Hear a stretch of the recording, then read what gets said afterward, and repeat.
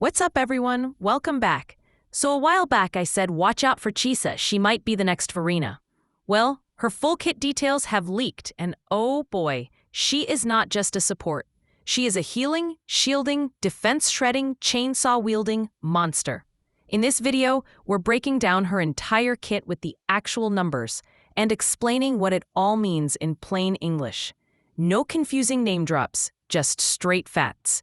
If you're hyped for wuwa's future, do us a solid and subscribe and smash that bell icon so you don't miss our latest wuwa leaks. Let's start simple. Chisa's normal attack, Silent Annihilation, is a standard 2-hit combo, but the real star here is her resonance skill on the ground, called Scissor of Severance. This is her first source of team-wide healing. You can even click to make the scissors hit faster for an extra 63.7% damage. This alone gives her a Verena-like team sustain roll right off the back. Now, her Resonance Liberation. Instant. Return to nothingness. This is an instant, massive team heal and nuke. Her skill damage deals 954.29% havoc damage on hit. That's huge, and also healing amount of 2,660 flat HP, plus 147% of her attack to the whole team. But the real magic is the 15-second state it puts her in. Myriad Threads, Final Convergence. This is a straight-up 120% damage multiplier increase to her main chainsaw mode attacks. It's like getting a free, massive damage buff on top of her healing. Stick around, because we're about to get into her chainsaw mode and the defense ignore that makes her absolutely cracked. If you're seeing the potential, please subscribe and hit that bell. It fuels the grind for these breakdowns. Now moving forward to the core mechanic, Void Mark and Defense Shred. This is the engine of her kit. Chisa can apply a Void Mark on enemies super easily just by hitting them with her skill, a dodge attack, or even just locking on. When a marked enemy takes damage from anyone, Chisa stacks Havoc Bane on them. And here's the broken part. For each stack of Havoc Bane, Chisa ignores 3% of the enemy's defense, up to a maximum of 18%. Let me repeat that. She can permanently ignore 18% of an enemy's defense just by having her mark on them. This is a universal damage increase that makes your entire team hit harder. This is what puts her in the must-pull conversation. And if you are thinking she is a top-tier support, then hear this. The DPS monster, her Forte, lets her enter chainsaw mode.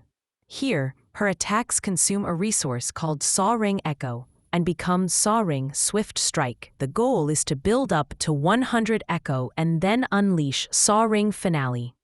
Now let's look at the level 10 numbers. Her finale base damage deals 240.96% havoc damage, and even provides damage bonus. For every point of echo stack consumed, the damage multiplier increases by 2.41%. So, at 100 stacks, that's a 241% bonus multiplier on top of the base damage. And just as we are thinking this is it, we got a new surprise. It also grants a shield to the team based on 3,800 flat HP plus 168% of her attack.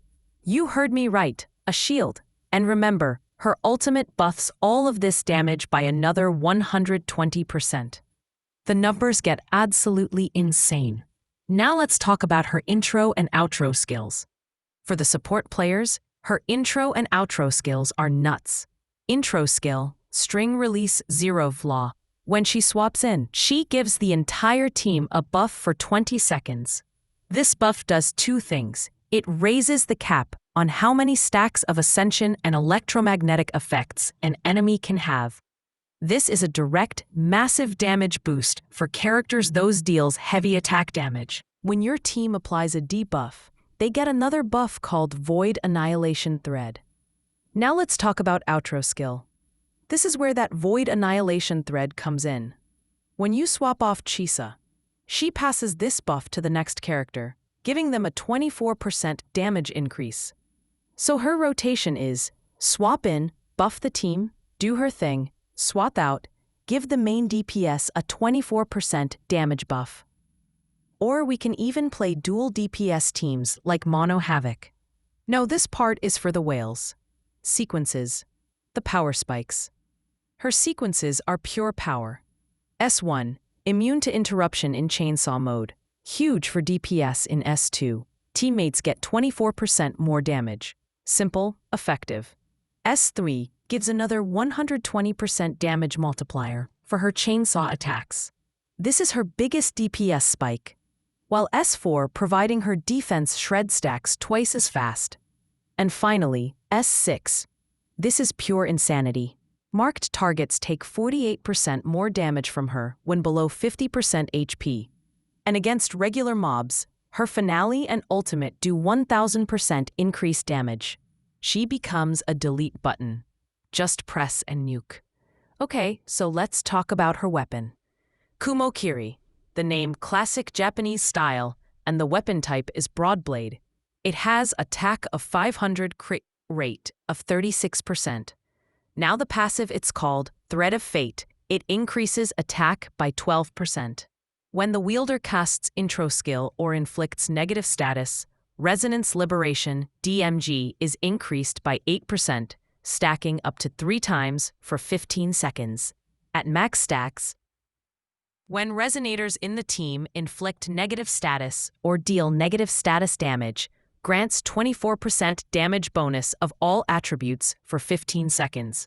Effects of the same name cannot be stacked. So basically an all-rounder weapon. Now the conclusion. So the question comes in, is she the next Verena? And the answer is we'll know she's better.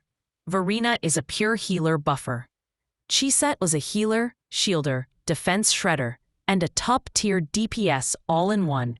Her kit is stacked beyond belief. But now you can finally have support on each and every team during Tower of Adversity.